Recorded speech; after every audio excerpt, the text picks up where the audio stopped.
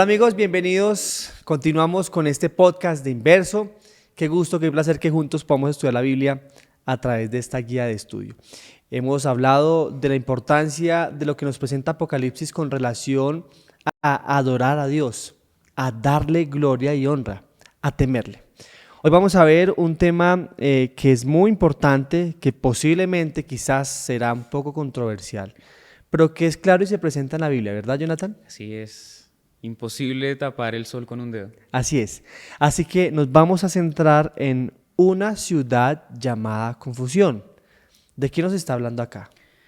Bueno, a ver, si comenzamos nosotros con ese tipo de interpretaciones, vamos a saber que hablamos de Babilonia directamente, ¿no? Sí. Una ciudad llamada Confusión. Pero vamos a desglosar precisamente la lección de esta semana, tiene tanto peso, es con base a eso. ¿Qué significa confusión? ¿En qué está desarrollando ese escenario? ¿Y por qué una ciudad en específico hace óbice a un evento profético tan amplio? Así es. ¿Sí? Y por eso la lección nos enfoca o empieza explicándonos, a darnos a entender que siempre hay dos bandos. Se muestra una mujer en Apocalipsis 12 que está vestida del sol, que significa que es la gracia de Dios, pero también hay una mujer en Apocalipsis 17 que es el capítulo central de esta semana, que nos habla de una mujer que está vestida de rojo escarlata. Allí nos damos cuenta que a través de los siglos Dios siempre ha tenido un remanente fiel. O sea, Dios siempre ha procurado para que un grupo de personas, así sea una familia, como en el caso de Noé, así sea uno, sea fiel y leal a Dios.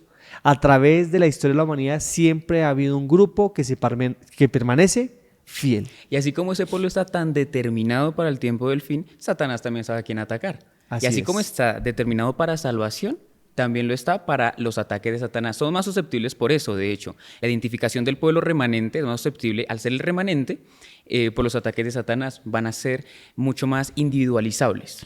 Y por eso es importante entender este ambiente que se está presentando de dos fuerzas que hay, entre el bien y el mal, entre Satanás y Dios, que por supuesto Dios ya venció, que la guerra ya está decidida. Pero como lo hablábamos en unas lecciones anteriores, Satanás está vencido, pero no está inactivo. Él está trabajando, como le decías tú, y está mirando la forma de engañar incluso aún a los escogidos. Por eso es importante nosotros desglosar y entender lo que se presenta ya en Apocalipsis 17. Se nos habla de una gran ramera. Es que ese es el lenguaje de la Biblia, ¿no? Una mujer que... ¿Por qué ramera? ¿Por qué fornica? Empecemos por ahí. Porque Los primeros versículos. Claro que sí. ¿Es ramera por qué? Porque desconoce a Cristo. Porque lo ha Así está, tal abandonado. cual. Lo abandona y con base en eso es que ya se le da el título que requiere, una ramera. Porque se centra en lo que cree que está bien, en sus Exactamente. tradiciones, en lo que ha hecho el hombre y lo pone por encima de Dios. Sin embargo, hay que categorizar, y es bastante importante también pensar en esto, ¿por qué se le denomina ramera? Listo, le da la espalda a Dios, desconoce totalmente a Cristo, pero en ese orden de ideas eso la califica del todo para ser una ramera, y vamos a ver que Apocalipsis 17 tiene muchas más características con respecto a esto. Por eso aquí Juan también nos da como una descripción gráfica de que aquel movimiento, de que aquel sistema o aquella mujer es una religión apóstata que tiene poder e influencia en el mundo entero. Partamos entonces, Pastor, de esa influencia. Partamos de hablar de por qué tiene influencia, ¿cierto? Entonces, Sí. ya sabemos que se le denomina la gran ramera. Ajá. Y la gran ramera nace de algo, sí, nace de un escenario, un territorio. Hablamos entonces, cuando recién iniciamos este podcast, hablamos de Babilonia, Ajá. ¿cierto? Entonces tenemos que saber cuando Juan escribe Apocalipsis, lo escribe en el siglo I, ¿sí? Siglo en donde Babilonia ya no existía. Habían cenizas, en una Exacto. ciudad destruida. Pero entonces lo que nos dice Juan es: la alegoría está clara y precisa. ¿Por qué? Es contundente el mensaje. Babilonia, ¿qué significaba o mientras existió, antes de la escritura o la redacción de Apocalipsis, qué significaba Babilonia? Cuando nosotros nos trasladamos a la historia de Génesis que se presenta allí, la Torre de Babel, nos damos cuenta que los hombres querían hacer algo que superara a Dios. Así es. Ellos querían hacer esa torre no solo para estudiar los cielos del por qué fue el diluvio, sino para crear algo que superara a Dios. Cuando el Señor ve y observa esta blasfemia, Él decide acabarla y genera que todos hablan de una manera diferente, ¿cierto? Destruye la torre y allí hay algo importante. Ocurre que hay confusión. Confusión en enseñanzas, en doctrinas, en estilo de vida. Así que Babilonia, la antigua, nos habla de confusión, de una... se me olvidó cómo es este concepto de algo que parece verdad pero que es mentira. Esta palabra Me corcha, se me pastor. fue. Bueno, si me acuerdo ahorita lo nombro, pero se me fue por completo. Pero nos habla de algo que aparenta una verdad, pero que en el fondo es mentira, que es engaño, que confunde a las personas. Así que Babilonia empieza por ese concepto de confusión. Exactamente. Una falacia. Me Falacia. acordé de la palabra. Una falacia. Perfecto.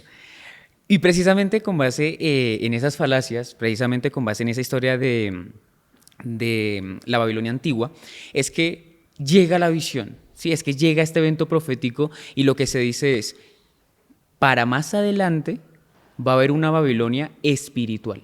Así es. Entonces, el enfoque de la Babilonia que estuvo en la tierra es el enfoque de depravación total. Total. Sí. Moral, espiritual, en todo sentido de la todo palabra. sentido.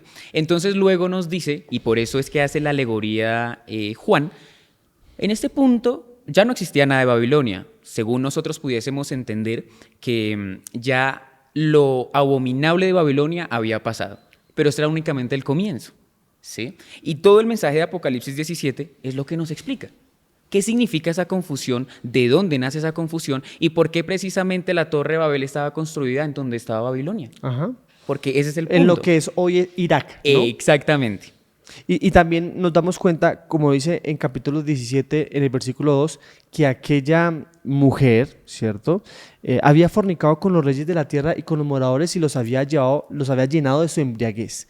Este embriaguez, este vino que no es lícito, nos da a entender o es un símbolo de falsas enseñanzas, de falsas doctrinas, de prácticas inmorales que caracterizan a un tipo de sociedad, ¿cierto? Y ahora, yo creo que es práctico, pastor. En la sesión pasada, sí, en el podcast anterior, hablábamos de lo importante de la adoración, ¿no? Que el conflicto cósmico se basa en la adoración, ¿sí? Y eso está atacando a Satanás. Centrado en el sábado. Exactamente.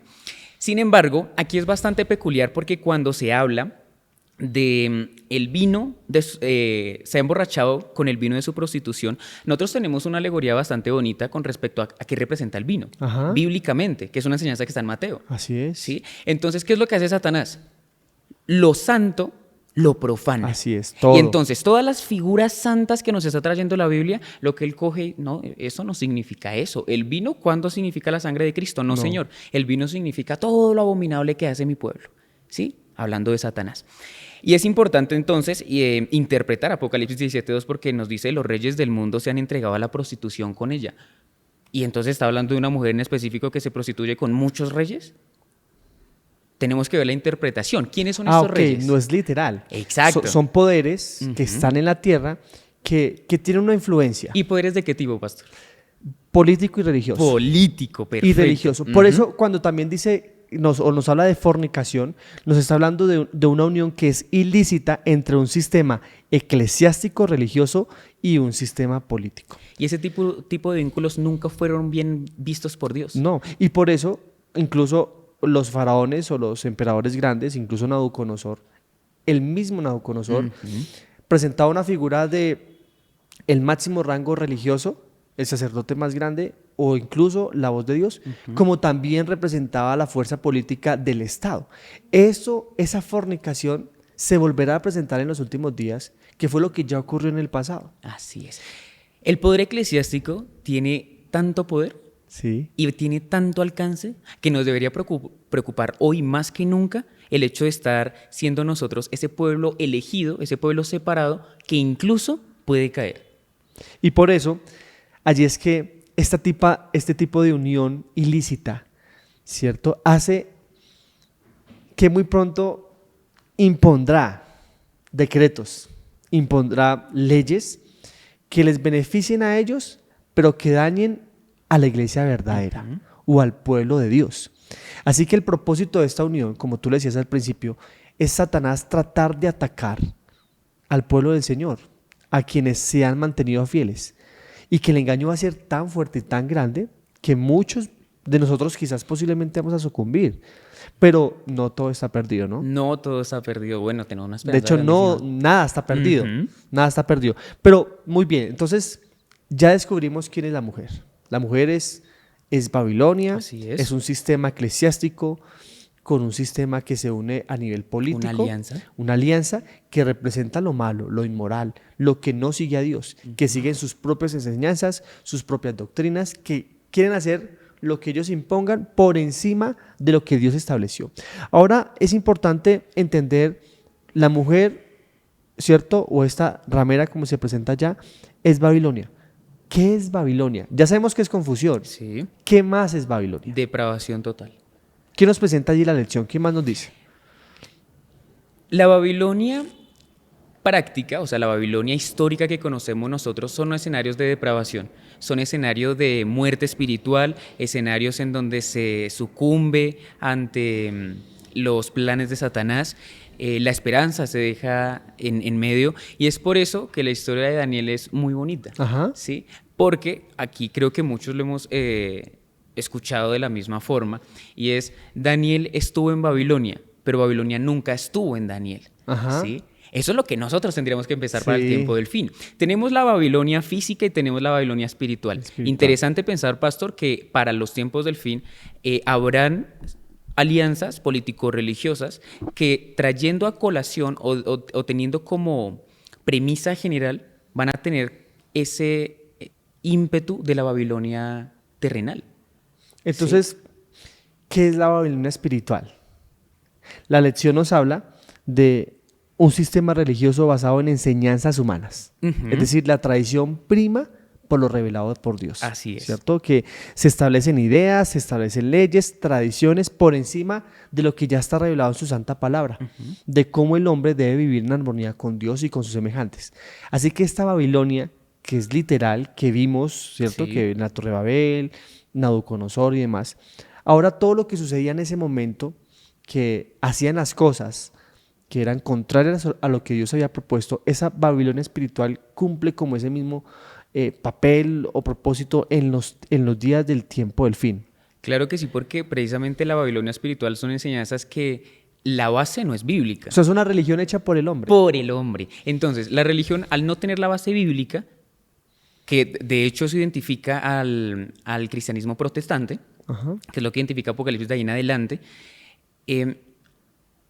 al no tener bases bíblicas, lo que hacemos nosotros es no confiar en Dios, sino confiar en el hombre que fundamentó esas doctrinas. El linaje de White, precisamente en el conflicto de los siglos, sí indica que esas personas han sido bastante sabias, han sido bastante perspicaces, porque construir este sistema requiere mucho trabajo.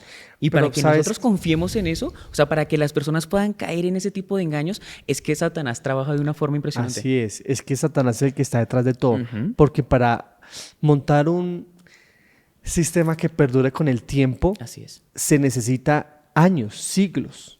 Y- Solo una mente como la de Satanás puede lograr eso a través de muchos autores a través de la historia. Y Exactamente. que logra al final cometer su propósito. Así que esa religión falsa se centra en desvirtuar la imagen de Dios. Es más, nosotros ni siquiera podríamos pensar en una mente humana. Es que únicamente una sabiduría que ha alcanzado los estándares celestiales puede tener ese tipo Así es. de ideas. Y de es que no hay engaño, otra forma. y que perduren en el tiempo. Ujú. Por eso, desvirtuar la imagen de Dios es el propósito, al punto de hacerle creer a la humanidad que es posible comunicarnos con Dios a través de objetos. Así es, porque través la de adoración, imágenes. exacto, la adoración, eso es lo que quiebra.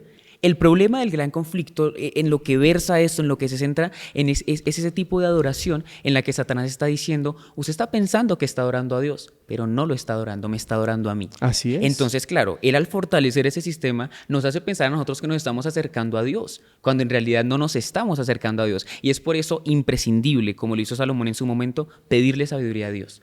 Por eso, Apocalipsis nos revela que el escenario del gran conflicto se presentan dos sistemas de religión Ujú. que están opuestos. Uno nos habla de una plena confianza y dependencia de Jesús, y el otro nos habla de una plena confianza en la autoridad humana y en las tradiciones Así que el es. hombre ha propuesto. Esto va a generar un choque. Y ese choque es lo que lleva a la guerra cósmica que se presenta desde el cielo y que llega hasta el tiempo del fin de nuestros días, de la guerra entre el bien y el mal. Por eso, cuando Satanás desvirtúa la imagen de Dios, hace que los hombres lleven su mente, su ser entero a adorar a algo que no es nada. Y es una violación directa al segundo mandamiento. ¿Por qué los grandes reinos en la historia de la humanidad cayeron? Por su idolatría, porque adoraban y le hablaban y ellos decían que las imágenes eran una representación de Dios. No hay nada que pueda representar a Dios. Por eso el mandamiento dice, no te hagas imagen ni ninguna semejanza de todo lo que está creado en el mundo, porque no hay nada que pueda ni contener ni representar a Dios. Y esa Babilonia espiritual utiliza una religión basada en una adoración falsa que es directamente hacia las imágenes que no representan a Dios. Cuando uno extrae la historia de Babilonia, cuando uno ve a Nabucodonosor, hay que recordar la historia de los amigos de Daniel. Sí. ¿Del foso? Claro. Perdón, No, cuando tenían que adorar a la estatua. Del horno. Entonces se le dice, no, se tienen que inclinar. Y entonces tenemos una llanura ¿Ante porque qué? la Biblia es muy práctica. O sea, Sí. la Biblia es algo muy bonito porque es que la Biblia se explica sola. Ajá. Tú no tienes que tener unas... Gracias a Dios tenemos la luz menor, que es todo el espíritu de profecía, pero la luz mayor por sí sola pesa. Claro. Y es muy bonito. Entonces, cuando vemos esta cuestión, Nabucodonosor quería tener tanto el poder en la tierra como hacer la representación del poder celestial. Ajá. Entonces, lo quiso conjugar y lo que realizó fue, todos se tienen que adorar. Y 3 personitas ahí se pusieron en una llanura, estaban de Sí. pie. ¿Sí? Pero Entonces, había algo más en juego, era la vida. Claro. Y hubo un decreto. Claro. Y mira, cuando Nabucodonosor mandó a llamar a todos, a mí me encanta Daniel. No solo porque es el mejor nombre que yo conozco, sino por todo lo que implica lo que fue Daniel, quién hizo, qué hizo, por qué Dios lo utilizó, bla, bla, bla. Nabucodonosor mandó a llamar a todos los gobernantes a los que él había conquistado. Dentro de esa gran multitud estaba el rey de Israel, el de Judá, los sacerdotes, los sumos sacerdotes. En esa multitud estaban todos los que conocían la verdad, todos, y solo 3 hombres se mantuvieron fieles. Allí nos habla de que incluso los métodos evangelísticos del hombre jamás serían iguales a los de Dios, porque solo bastó 3 hombres para convertir a una nación entera. Pero allí este no es el tema es que se enfocaba la adoración y la adoración hacia una imagen que ellos decían que era Dios, porque para ellos Nabucodonosor era Dios. Por eso esa Babilonia que representa y que dice que una persona es Dios, esa Babilonia espiritual en nuestros días también dice y habla que es el nombre de Dios, que es Dios de ahí en la tierra. Exactamente. Eso es una blasfemia, una falsedad, algo que solo lo puede hacer el cuerno pequeño. Así es. Que ya lo hablaremos más adelante. Es que de ahí se extrae esa enseñanza del poder religioso. Ajá. O sea, ese sistema religioso que Falso. que se pretende instaurar, falso totalmente, se extrae de eso. Entonces, nosotros no podríamos pensar que en este presente o que en un futuro cercano va a ser diferente a como fue en los tiempos de los amigos de Noé o del tiempo de Daniel, perdón. Ajá. No va a ser diferente. De hecho, esa historia tiene relevancia profética. Pero exactamente. La historia tiene una relevancia profética porque nos habla de un pueblo remanente que será muy pequeño, pero que se va a mantener fiel a Dios y que va a ver a Jesús, que va a pasar por el fuego. Pero como dice en Isaías, si pasas por las aguas no te ahogarás, si pasas por el fuego no te quemarás. Entonces la promesa del Señor de su compañía es segura. Lo que falta es nosotros, jóvenes, ustedes, decidir si seremos fieles. Totalmente. Si cederemos ante la Babilonia, ante sus enseñanzas, sus doctrinas, todo lo que nos propone, que incluso puede ser un poco deseable, como que nos coquetea, ¿cierto? Nos induce a alejarnos de Dios. Pero el reino que el Señor ha establecido es un reino verdadero que se basa en sus principios, que van contrarios a lo que Satanás propone para nuestra vida en este mundo. Dios quiere que ustedes y yo seamos libres, libres en su amor, y que esa libertad nos permita ser obedientes y fieles, e incluso en las pruebas que muy pronto vamos a afrontar. Así es. A mí me gusta mucho hacer una analogía cuando estudiamos eventos proféticos y es la historia de los grandes profetas o personas que se mantuvieron fieles a Dios. Precisamente cuando uno estudia la historia de Moisés, por ejemplo, tantas dificultades, tantas adversidades, cuando él subió al monte, hablaba con Dios, y hay algo que es muy bonito, porque uno tiene que tener esa gloria de Dios, que esto de lo que hablábamos en unos capítulos anteriores, que todo el mensaje de Apocalipsis requiere gloria de Dios, ¿sí? Y cuando nosotros pasamos tiempo con Dios, cuando nosotros nos impregnamos de Él y le pedimos sabiduría inicialmente, es que nosotros podemos discernir de los engaños de Satanás. Para estos tiempos finales, lo que nosotros le tenemos que pedir a Dios en esencia y con fervorosidad total es: danos sabiduría para discernir entre lo que tú quieres que elijamos y en lo que Satanás nos está vendiendo. No todo lo que existe actualmente, la Babilonia espiritual, es enorme. El alcance que tiene la Babilonia espiritual nos va a afectar a nosotros, a nuestros pastores, a nuestra iglesia. A todos. Esto no es por sesgarlo, por eso la invitación es: salgan de las ciudades. Ajá. Tienen que irse, porque es que acá, conforme lo que pasó con Lot, mi bendición, le decía a Dios, mi bendición está contigo. El linaje de Guadiana emplea esa historia de una forma impresionante. Mi bendición está contigo y con tu familia. Pero es que mi bendición no puede estar en ese lugar. Entonces Dios en este momento nos está diciendo: mi bendición está con ustedes, pero salgan de Babilonia.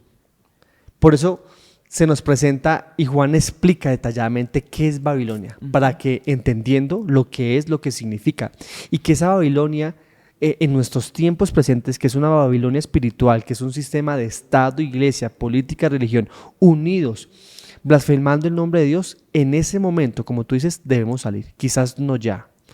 Hay pero mucho muy que pronto. hacer. Hay mucho que hacer en este momento. Hay muchas personas y jóvenes que necesitan saber de Dios.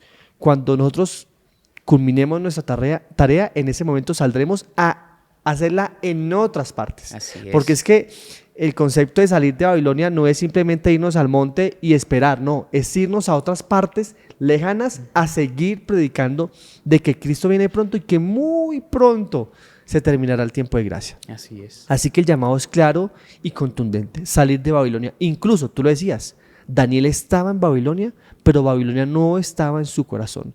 Nosotros posiblemente estamos en Babilonia, pero que Babilonia no esté en nuestros corazones, jóvenes. Y por eso, para ir concluyendo, Apocalipsis 17 nos dice que la historia termina así: pelearán contra el Cordero y el Cordero los vencerá, porque Él es el Señor de señores y Rey de reyes, y los que están con Él son llamados y elegidos y fieles. Esta es la combinación, que el Cordero va a vencer. La pregunta es: ¿queremos vencer con el Cordero? ¿Vamos a vencer y a estar de su lado? ¿Qué invitaciones haces a los jóvenes que nos están escuchando y viendo en este momento? Decidan por Cristo. La mejor decisión que podemos tener ahorita en esta Babilonia espiritual es decidir por Cristo. Las adversidades van a seguir persistiendo. Satanás va a seguir engañándonos. Él va a estar encima de nosotros. Pero si nuestra decisión, tal como lo hizo Daniel, está de parte de Dios, nuestra victoria es segura. Y no les estoy diciendo que no van a haber dificultades. Las habrán, y con más ahínco todavía. Pero el confiar en Dios, el saber que su bonita disposición y su perfecta voluntad está con nosotros, hará que así estemos en la cárcel o hasta que perdamos nuestra vida, Dios va a estar con nosotros. Y ese es el propósito de Dios en nuestra vida. Decidamos por Él. No hay mejor decisión y no hay mayor gratificación que elegir por quien ya eligió por nosotros. Así es, Jonathan, como tú lo has dicho, la palabra de Dios nos representa y nos muestra qué bando tomar. Nos ha mostrado que hay un sistema religioso que está en contra de Dios y que hace todo lo contrario a lo propuesto por Dios para seguir los planes de Satanás. ¿Qué bando vas a tomar? ¿Vas a escoger por Jesús? Gracias por estar con nosotros hasta este momento. ¿Qué tal este estudio? No, la sacamos. Pero de aquí en adelante vienen unos todavía con más peso, así que no se pueden perder ninguno. Muchas gracias por estar con nosotros y Dios les bendiga, muchachos.